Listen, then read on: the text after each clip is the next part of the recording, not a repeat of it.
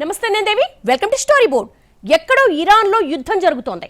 మనకు పోయిందే ఉంది అనుకోవడానికి లేదు. ఇప్పటికే యుద్ధ ప్రభావం భారత్పై పడింది. గ్యాస్ కొరత మొదలైంది. నేడో రేపో పెట్రోల్ ధరలు పెరుగుతాయని ప్రచారం గట్టిగా నడుస్తోంది.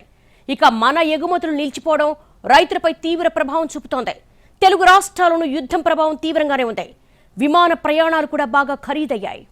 ఇరాన్ యుద్ధం పెట్రోల్ మంట పెట్టడం ఖాయమని ముందే తేలిపోయింది.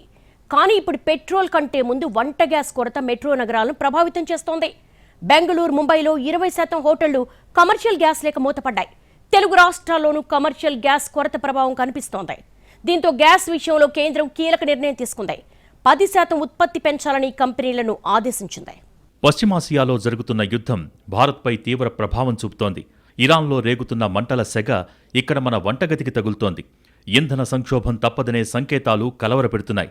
దీంతోపాటు ఎగుమతులు నిలిచిపోవటం సామాన్య రైతులు, చిన్న వ్యాపారులకు తీరని నష్టం మిగిల్చే సూచనలు ఉన్నాయి. ఇప్పటికీ ఇరాన్ యుద్ధ ప్రభావాన్ని తగ్గించటానికి మన ప్రభుత్వం ప్రత్యామ్నాయ ఏర్పాట్లు చేస్తున్నా అవి కొద్ది రోజుల వరకు పర్వాలేదు. కానీ సుదీర్ఘ యుద్ధం వస్తే ఎలాగనే భయం ఇప్పటికే ప్రజల్లో మొదలైంది. అనవసరంగా ఆందోళన వద్దని సర్కారు ప్రకటనలు చేస్తున్నా రోజురోజుకీ పెరుగుతున్న యుద్ధ తీవ్రత సామాన్యుడికి భరోసా కంటే భయాన్నే ఎక్కువగా పరిచయం చేస్తోంది. దీనికి తోడు గల్ఫ్తో తెలుగు రాష్ట్రాలకు ఉన్న ప్రత్యేక అనుబంధం పరిస్థితిని మరింత సంక్లిష్టం చేస్తోంది. ఒకవైపు ఇంధన భద్రతను చూసుకుంటూనే మరోవైపు గల్ఫ్లో ప్రవాసుల్ని కాచుకోవటం కేంద్రానికి కూడా కత్తిమీద సాములా మారింది. అటు అమెరికా, ఇటు ఇరాన్ ఎప్పుడు ఏ క్షిపణులు ఎక్కడ ప్రయోగిస్తాయో తెలియని పరిస్థితుల్లో పశ్చిమాసియాలో ఎగసిపడుతున్న యుద్ధజ్వాలలు భారత్ను చుట్టుముడుతున్నాయి. ఇరాన్, ఇజ్రాయెల్, అమెరికా మధ్య యుద్ధం 10వ రోజుకు చేరుకోగానే బ్రెంట్ క్రూడ్ ఆయిల్ దాదాపు 29% పెరిగి బ్యారెల్కు $100 మార్కును దాటింది. ఉక్రెయిన్పై రష్యా దాడి అనంతరం చమురు ధరలు మరోసారి ఇప్పుడు గరిష్ట స్థాయికి చేరుకున్నాయి. హర్మూజ్ జలసంధి గుండా రాకపోకలు నిలిపివేయటంతో ఇంధన ధరల భయాలను తీవ్రతరం చేస్తోంది. ఈ పరిస్థితిని విశ్లేషకులు 1970ల నాటి చమురు సంక్షోభంతో పోల్చి చూస్తున్నారు. నాడు ముడి చమురు ధరలు దాదాపు 300% పెరగటం, రాబోయే కాలంలోనూ ఈ సంకేతాలు కనిపించడంతో చమురు సంక్షోభం తప్పదనే వాదనలు పెరుగుతున్నాయి. అరబ్, ఇజ్రాయెల్ మధ్య 1973లో యుద్ధం జరిగింది. ఆ సమయంలో పెట్రోలియం ఎగుమతి చేసే అరబ్ దేశాలు ఇజ్రాయెల్కు సపోర్ట్ చేసే అమెరికా, నెదర్లాండ్స్, పోర్చుగల్, సౌత్ ఆఫ్రికాలకు చమురు ఎగుమతిని నిషేధించాయి.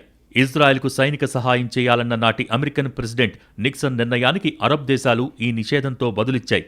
ఫలితంగా పెట్రోలియం ఎగుమతులు నిలిచిపోయాయి. చమురు ఉత్పత్తుల్లో సమన్వయం లోపించటం, విదేశీ చమురు కంపెనీలను ధరలు పెంచాలని ఓపీఈసీ ఒత్తిడి చేసింది. ఇలా ప్రపంచ చమురు సరఫరాలో దాదాపు 7-9% అకస్మాత్తుగా మార్కెట్ నుంచి తొలగిపోవటంతో చమురు ధరలు బ్యారెల్కు $3 నుంచి $12కి ఎగబాకింది. అంటే ఏకంగా 300% పెరిగాయి. ఇది ఆధునిక చరిత్రలో అత్యంత తీవ్రమైన చమురు సంక్షోభంగా నిలిచిపోయింది. ఇప్పుడు చమురు ఉత్పత్తికి ఇరాన్ అంతరాయం కలిగించడంతో కొన్నేళ్ల తర్వాత దాదాపు 180% పెరుగుదల సంభవించింది. చమురు మార్కెట్పై ఇరాన్ ప్రభావం కేవలం ఉత్పత్తి వరకే పరిమితం కాలేదు. దాని భౌగోళిక స్థానం ఇరాన్ పరపతిని పెంచుతోంది. ప్రపంచ చమురు రవాణాలో 20% వాటా కలిగిన హర్మూజ్ జలసంధి ఈ దేశం వెంబడి ఉంది. ఇది ఇరుకైన జలమార్గం కావడంతో Saudi Arabia, Iraq, Kuwait, United Arab Emirates ఎగుమతులకు ఇదే చోక్ పాయింట్గా మారింది. దీంతో ఈ వ్యూహాత్మక ప్రాంతంలో అంతరాయం ఏర్పడే ప్రమాదం చమురు మార్కెట్లను తీవ్రంగా ప్రభావితం చేస్తుంది. చరిత్ర చూసుకున్నా కూడా ఇది స్పష్టమవుతోంది. ధరల్లో పెరుగుదల మాత్రమే గాక సరఫరాలోనూ అంతరాయం కలగటం ఒక షాక్ లాంటిదని నిపుణులు విశ్లేషిస్తున్నారు. 1970ల చమురు సంక్షోభాల సమయంలోనూ ఇలాంటి పరిస్థితే నెలకొందని గుర్తు చేస్తున్నారు. భౌతిక సరఫరా అంతరాయాలు ధరల్లో నిర్మాణాత్మక పెరుగుదలకు కారణమయ్యాయని పేర్కొన్నారు. ఇప్పుడు కూడా ప్రధాన రవాణా మార్గంలో అంతరాయం వల్లే ధరల్లో పెరుగుదల కనిపించింది. హర్మూజ్ జలసంధి తిరిగి తెరిచి షిప్పింగ్ ప్రవాహాలు సాధారణ స్థితికి చేరుకుంటే తక్షణ సరఫరా షాక్ తగ్గడంతో పాటు ముడి చమురు ధరలు సెటిల్ అవుతాయి. అయితే ఈ అంతరాయం అనేక వారాల పాటు కొనసాగితే చమురు ధరలు మరింత పెరగొచ్చు. చమురు క్షేత్రాలపై దాడులు తీవ్రతరమైతే ఇబ్బందులు డబుల్ అవుతాయి. క్రూడ్ రేట్లు 1973 మాదిరి పెరిగితే దేశంలో ఫ్యూయల్ ధరలు డబుల్ లేదా ట్రిపుల్ కావచ్చనే భయాలు ఉన్నాయి. ఇకపోతే 1973 ఆరంభంలో బ్యారెల్ ముడి చమురు ధర $3 ఉండగా 1974 నాటికి అది $12కు చేరింది. అంతర్జాతీయంగా ధరలు పెరగటం వల్ల భారత ప్రభుత్వం పెట్రోల్, డీజిల్ ధరల్ని గణనీయంగా పెంచాల్సి వచ్చింది.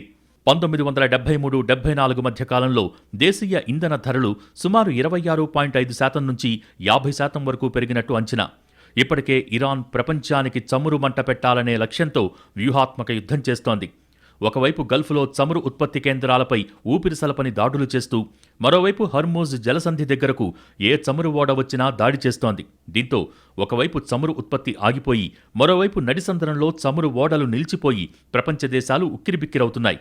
ఈ పరిస్థితి ఇలాగే కొనసాగితే మొదట ప్రపంచానికి గ్యాస్ సంక్షోభం తప్పదని ఖతార్ ఇప్పటికే హెచ్చరించింది. ఖతార్ హెచ్చరికలు ముందుంది మొసళ్ల పండగ అనే సంకేతాలిస్తున్నాయి. పశ్చిమాసియా యుద్ధం సెగ మన దేశంలో గ్యాస్ వినియోగంపై తీవ్ర ప్రభావం చూపుతోంది. ముఖ్యంగా మెట్రో నగరాలైన ముంబై, చెన్నై, బెంగళూరు, ఢిల్లీ, హైదరాబాద్ ఎక్కువగా ప్రభావితమవుతున్నాయి. గ్యాస్ సరఫరాలో తీవ్ర అంతరాయాలు ఏర్పడటంతో దేశీయ అవసరాల దృష్ట్యా కేంద్ర ప్రభుత్వం కీలక నిర్ణయం తీసుకుంది. గృహ వినియోగదారులకు అంటే డొమెస్టిక్ సిలిండర్లు, రైతులకు అవసరమైన ఎరువుల తయారీ ఫ్యాక్టరీలు, పవర్ ప్లాంట్స్కు గ్యాస్ సరఫరాలో మొదటి ప్రాధాన్యత ఇవ్వాలని ఆదేశించింది. సరఫరాలో ఎటువంటి అడ్డంకులు కలగకుండా ఉండేందుకు చమురు శుద్ధి సంస్థలపై ఇప్పటికే ఎస్మా చట్టాన్ని ప్రయోగించింది కేంద్రం. కేంద్రం తీసుకున్న ఈ నిర్ణయం హోటల్ పరిశ్రమపై తీవ్ర ప్రభావం చూపుతోంది. గ్యాస్ కంపెనీలు డొమెస్టిక్ సిలిండర్స్కు ప్రాధాన్యమిస్తూ ఉండటంతో కమర్షియల్ సిలిండర్ల సరఫరా గణనీయంగా తగ్గింది. దీంతో హోటల్స్, రెస్టారెంట్ల నిర్వహణ భారంగా మారింది. కమర్షియల్ సిలిండర్ల కొరత కారణంగా హోటల్స్లో పొయ్యి వెలగని పరిస్థితి ఏర్పడింది. ఇప్పటికే చెన్నై హోటల్స్ అసోసియేషన్ ఈ సంక్షోభంపై కేంద్రానికి మొరపెట్టుకుంది. బెంగళూరులో హోటల్స్ యాజమాన్యాలు హోటల్స్, రెస్టారెంట్లు మూసేసి సమ్మెకు దిగి నిరసన వ్యక్తం చేస్తున్నాయి. ముంబైలోనూ 20% మేర హోటల్స్ మూతపడ్డాయి. తాజాగా ఈ గ్యాస్ కొరత వేడి తెలంగాణను కూడా తాకింది. రాష్ట్రంలో కమర్షియల్ సిలిండర్ల కొరతపై ఆందోళన వ్యక్తం చేస్తూ తెలంగాణ హోటల్స్ అసోసియేషన్ అత్యవసరంగా సమావేశమైంది. కేవలం హైదరాబాద్ నగరంలోనే సుమారు 6,000 హోటల్స్పై ఈ ప్రభావం పడుతూ ఉండడంతో హోటళ్ల యాజమాన్యాలు ఆందోళన వ్యక్తం చేస్తున్నాయి. గిరాకీ ఉండే రంజాన్ మాసంలో గ్యాస్ సరఫరా లేకుంటే నిర్వహణ కష్టమని నిర్వాహకులు భావిస్తున్నారు. బెంగళూరు తరహాలోనే తెలంగాణలో కూడా హోటల్స్, రెస్టారెంట్లు మూసివేసి సమ్మెకు వెళ్లాలా లేక ప్రభుత్వంతో చర్చలు జరపాలా అనే అంశంపై తీవ్రంగా సమాలోచనలు చేస్తున్నాయి. గ్యాస్ సంక్షోభం త్వరగా సమసిపోకుంటే రాష్ట్రంలో పర్యాటక, సేవారంగం తీవ్రంగా దెబ్బతినే అవకాశముందనంటున్నారు. దేశంలో చమురు, గ్యాస్ నిల్వలు సరిపడా ఉన్నాయని ఒకవైపు కేంద్రం చెబుతున్నప్పటికీ పలు ప్రాంతాల్లో ఇంధన కొరత ఆందోళన కలిగిస్తోంది. వాణిజ్య సిలిండర్ల కొరత కారణంగా ముంబైలో 20% హోటళ్లు, రెస్టారెంట్లు మూతపడ్డాయి. పరిస్థితి ఇలాగే కొనసాగితే రాబోయే 2 రోజుల్లో నగరంలోని సగం హోటల్స్ మూతపడే ప్రమాదం కనిపిస్తోంది. ఇదే అదనుగా కొన్ని ప్రాంతాలలో బ్లాక్ విక్రయాలు ఊపందుకుంటున్నాయి. ఒక్కో వాణిజ్య సిలిండర్ను రెట్టింపు ధరకు విక్రయిస్తున్నారనే వార్తలు వినిపిస్తున్నాయి. ఈ పరిణామాల తరుణంలో బ్లాక్ విక్రయాలను అరికట్టేందుకు కేంద్రం ఇప్పటికే చర్యలు చేపట్టింది. ఎల్పీజీ సిలిండర్ల బుకింగ్ వ్యవధిని ప్రస్తుతం ఉన్న 21 రోజుల నుంచి 25 రోజులకు పెంచింది. ఇక వాణిజ్య సిలిండర్ల సరఫరాను సమీక్షించేందుకు చమురు మంత్రిత్వ శాఖ ఓ కమిటీని ఏర్పాటు చేసింది. మన దేశంలో ఏటా 31.3 మిలియన్ టన్నుల వంట గ్యాస్ను వినియోగిస్తున్నారు. ఇందులో 62% దిగుమతుల నుంచి వచ్చేదే. ప్రస్తుతం పశ్చిమాసియాలో ఉద్రిక్తతల నేపథ్యంలో హర్మూజ్ జలసంధిని మూసివేయటంతో ఈ దిగుమతులపై ప్రభావం పడింది. కేంద్ర పెట్రోలియం శాఖ ఆయిల్ కంపెనీలకు ఎల్పీజీ ఉత్పత్తిని పెంచాలని ఆదేశాలు జారీ చేసింది. వంట గ్యాస్ ఉత్పత్తి కోసం అవసరమైన హైడ్రోకార్బన్ను తరలించేందుకు ప్రత్యేక ఉత్తర్వులిచ్చింది. అదనంగా నేచురల్ గ్యాస్ ఉత్పత్తి నియంత్రణకు పలు మార్గదర్శకాలు ప్రకటించింది.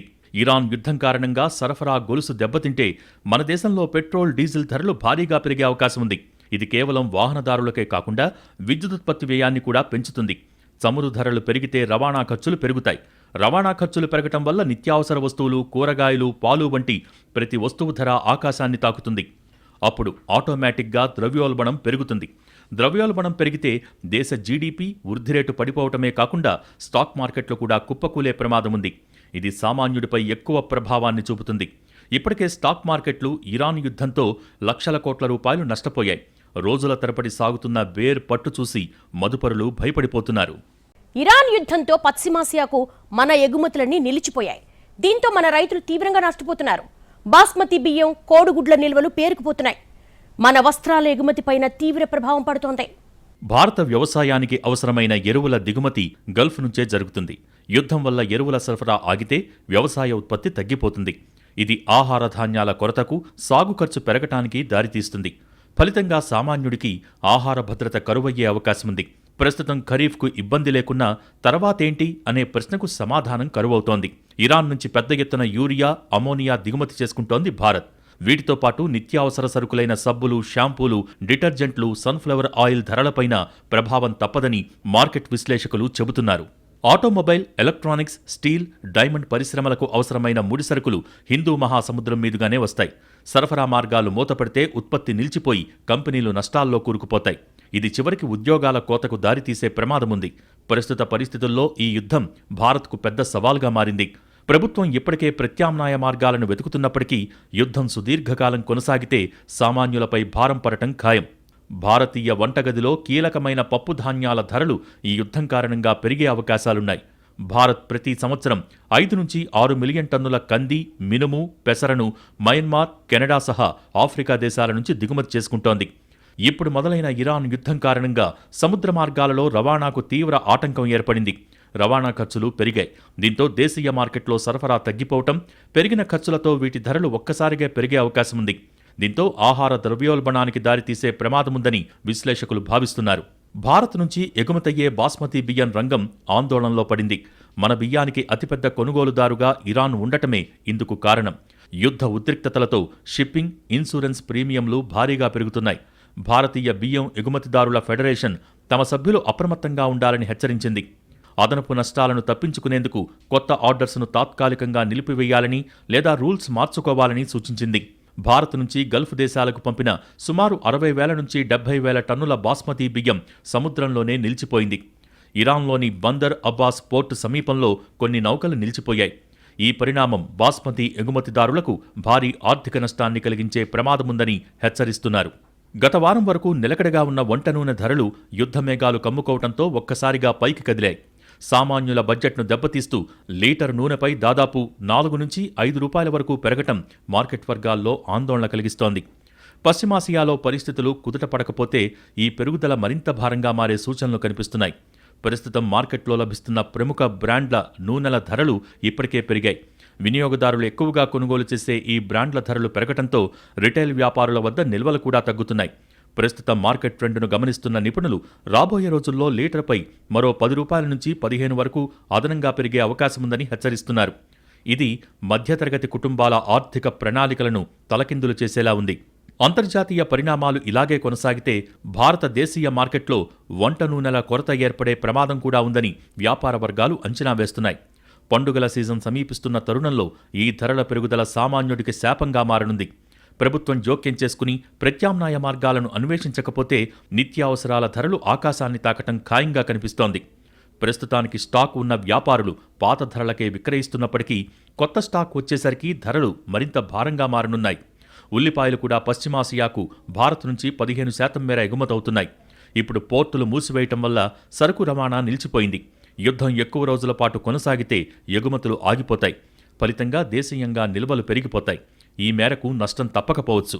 ఐరోపా, అమెరికాకు వెళ్లే భారతీయ వస్త్ర ఎగుమతులు ఎర్ర సముద్రం మీదుగానే వెళ్తాయి. ఇరాన్ యుద్ధంతో నౌకలు కేప్ ఆఫ్ గుడ్ హోప్ మార్గం ద్వారా వెళ్లాల్సి వస్తోంది. దీంతో రవాణా సమయం 15 నుంచి 20 రోజులు పెరుగుతోంది. దీంతో ఖర్చులు పెరిగి గ్లోబల్ మార్కెట్లో భారత వస్త్రాల ధరలు పెరుగుతాయి. అలాగే గల్ఫ్ దేశాల్లో భారత్ తన ఐటీ సేవలు విస్తరిస్తోంది. యుద్ధం కారణంగా అక్కడ కొత్త ప్రాజెక్టులు ఆగిపోయే ప్రమాదముంది. మరోవైపు దుబాయ్ మార్కెట్కు భారత్ నుంచి భారీగా ఆభరణాలు ఎగుమతవుతాయి. యుద్ధం కారణంగా ఈ రంగంలోని కార్మికుల ఉపాధి దెబ్బతినవచ్చు. సముద్ర మార్గాల మార్పుతో రవాణా ఖర్చులు, బీమా ఖర్చులు పెరిగి భారత కంపెనీల లాభాలు తగ్గిపోతాయి. యుద్ధం ఎంత త్వరగా ముగిస్తే భారత ఆర్థిక వ్యవస్థకు అంత మేలు జరుగుతుందని నిపుణులు చెబుతున్నారు. ఈ యుద్ధం భారత ఈక్విటీ మార్కెట్లపై తీవ్ర ప్రభావం చూపుతోంది. యుద్ధ ప్రభావంతో అంతర్జాతీయ ఎగుమతులు నిలిచిపోవడంతో ఏపీలోని ఆక్వా రంగం తీవ్ర ప్రభావాన్ని ఎదుర్కొంటోంది. ముఖ్యంగా రొయ్యల సాగుదారులను ప్రస్తుత యుద్ధ పరిస్థితులు తీవ్ర సంక్షోభంలోకి నెట్టాయి. గత సంవత్సరం అమెరికా విధించిన సుంకాల నుంచి ఇప్పుడిప్పుడే కోలుకుంటున్న ఆక్వా రైతులకు ప్రస్తుతం ఇరాన్, ఇజ్రాయెల్ మధ్య కొనసాగుతున్న యుద్ధం మరో భారీ దెబ్బగా మారింది. ఏపీలోని గోదావరి జిల్లాల్లో రొయ్యల సాగు లక్షల ఎకరాల్లో జరుగుతుంది. ఇక్కడి నుంచి అంతర్జాతీయంగా రొయ్యల ఎగుమతులు జరుగుతాయి. పశ్చిమ గోదావరి జిల్లాలో దాదాపు 2 లక్షల ఎకరాలలో రొయ్యల సాగు జరుగుతుండగా అంతర్జాతీయ ఎగుమతులు నిలిచిపోవడంతో ధరలు అమాంతం పడిపోయాయి. ముఖ్యంగా 30 కౌంట్ రొయ్యల ధర 510 నుంచి 470 రూపాయలకు, 40 కౌంట్ రొయ్యల ధర 410 రూపాయల నుంచి 360 రూపాయలకు పడిపోవటం రొయ్యల సాగుదారులను తీవ్రంగా దెబ్బతీస్తోంది. ఔషధాల తయారీలో ఉపయోగించే ముడిసరుకులైన యాక్టివ్ ఫార్మా ఇంగ్రీడియంట్స్ కోసం భారత్ ఎక్కువగా చైనాపై ఆధారపడుతోంది. కానీ అత్యంత ఖరీదైన మెటీరియల్స్ కోసం ఎక్కువగా ఐరోపా దేశాలపై ఆధారపడుతోంది. యూరప్ నుంచి ఇవన్నీ హర్మూజ్ ద్వారానే రావాల్సి ఉంది. ఇవి తగ్గిపోవడంతో భారత్లో సంక్లిష్ట జనరిక్ మందులతో పాటు సైడ్ ఎఫెక్ట్స్ను తగ్గించే విలువ జోడింపు ఔషధాల తయారీ ఖర్చులు తడిసి మోపెడు కానున్నాయి. వీటికి తోడు మారుతున్న అంతర్జాతీయ పరిణామాలతో రూపాయి మారకం విలువ పతనమవుతుండటంతో పెట్రోకెమికల్ ఉత్పత్తుల ధరలు మరింత ప్రియం కానున్నాయి. ఇవన్నీ కలిసి సగటు భారతీయుని జేబుకు పెద్ద చిల్లు పెడతాయని ఆర్థిక నిపుణులు విశ్లేషిస్తున్నారు. యుద్ధంతో తీవ్రంగా ప్రభావితమైన కీలక రంగం విమానయానం. కీలక మార్గాల్లో రేట్లేకంగా 3 రెట్లు పెరగడంతో ప్రయాణికులు బెంబేలెత్తిపోతున్నారు. ఎయిర్పోర్టు తెరిచేదాకా ఒక బాధ, తీరా విమానం నడిస్తే ఆ ధర తలుచుకొని మరో బాధ అన్నట్టుగా ఉంది సిచ్యువేషన్. యుద్ధ ప్రభావంతో విమాన ప్రయాణాలు భారంగా మారాయి. టికెట్ దొరకటం ఒకెత్తైతే అది దొరికితే అయ్యే టికెట్ ధర మరో ఎత్తు.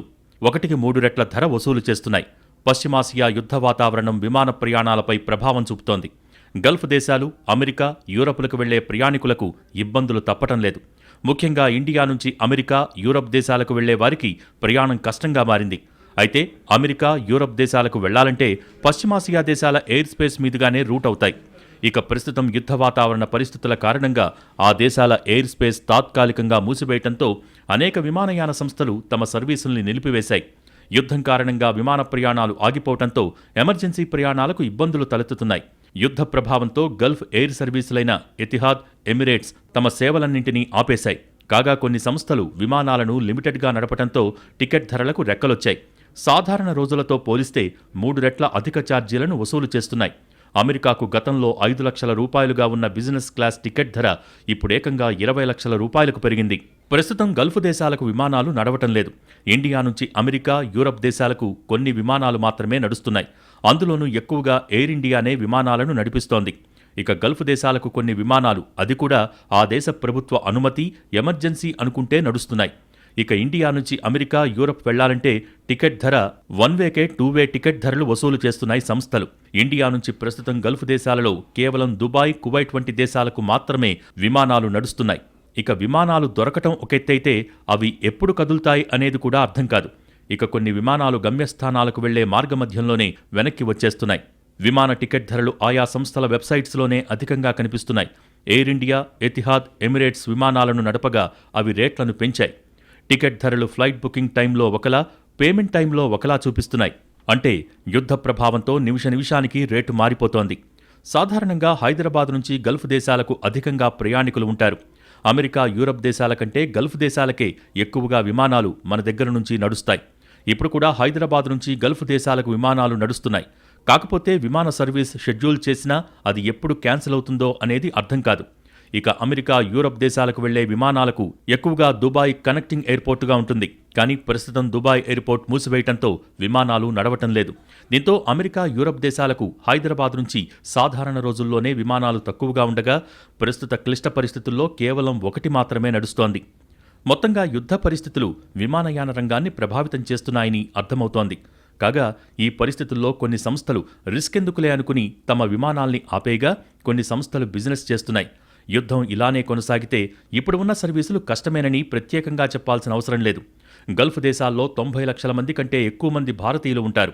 ఆయా దేశాల నుంచి వారు ఇక్కడ ఉన్న తమ వారికి పంపే సొమ్ము మన కరెంటు ఖాతా లోటును పూడ్చటంలో, మన విదేశీ మారక నిల్వల్ని స్థిరంగా ఉంచడంలో కీలక పాత్ర పోషిస్తోందనటంలో అతిశయోక్తి లేదు.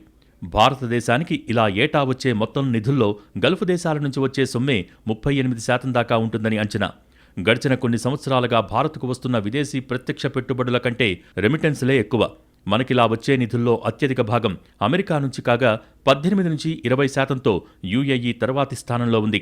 2025లో మన దేశానికి ఇలా వివిధ దేశాల నుంచి మన వాళ్లు పంపిన మొత్తం సొమ్ము దాదాపు 12.4 లక్షల కోట్లు. అందులో గల్ఫ్ దేశాల నుంచి వచ్చిన సొమ్మే దాదాపు 4.71 లక్షల కోట్లు. అదే 2025లో అమెరికాతో మన వాణిజ్య మిగులు దాదాపు 5.33 లక్షల కోట్లు. గల్ఫ్ దేశాల్లో భారతీయులు ఎక్కువగా చమురు, సేవలు, నిర్మాణ, ఆతిథ్య, రిటైల్, పారిశ్రామిక రంగాల్లో పనిచేస్తున్నారు. ఇవన్నీ యుద్ధం వల్ల తీవ్రంగా ప్రభావితమయ్యే రంగాలే. యుద్ధం కారణంగా ముడి చమురు ధరలు పెరిగిపోయి చమురు కొనుగోళ్లకు ఎక్కువ డాలర్స్ ఖర్చు చేయాల్సి రావటం, అదే సమయంలో మనకు వచ్చే రెమిటెన్స్ తగ్గిపోవటం వల్ల ఇండియా ఆర్థిక నిల్వలపై తీవ్రంగా దెబ్బపడుతుందని భావిస్తున్నారు. రూపాయిపై ఒత్తిడి పెరిగి బలహీనపడుతుందని చెబుతున్నారు.